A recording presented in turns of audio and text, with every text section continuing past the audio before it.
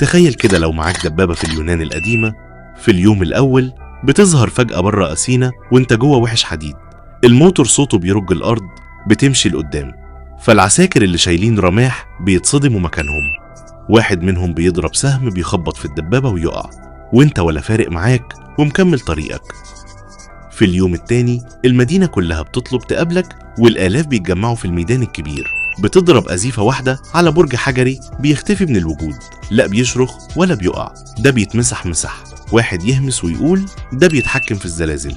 في اليوم الثالث القادة بيطلبوا منك تخلص الحرب، فبتاخد الدبابة وتدخل بوشك في قلب الجيش، الرماح بتتكسر والدروع بتتحطم، والرجالة بتهرب في كل حتة، واللي كان بياخد شهور خلصته في دقايق. في اليوم الرابع بيطلع لك الفيلسوف أرسطو وبيسألك لو القوة موجودة جوه الآلة دي يبقى انت مين من غيرها، بس انت ما بتردش عليه.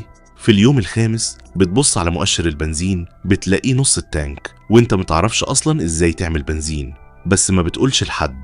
في اليوم السادس بتسمع بالليل صوت خبط في الحديد، رجالة محاوطين الدبابة وبيحاولوا يتسلقوها ويفتحوها، كله طمعان في اللي معاك. في اليوم السابع بتصحى تلاقي نفسك نايم على حجر ساقع، والدبابة بتاعتك على بعد 6 متر ساكتة وفاضية، وسكينة محطوطة على رقبتك، والناس كلها بتبص عليك، خلاص ما بقتش إله في نظرهم.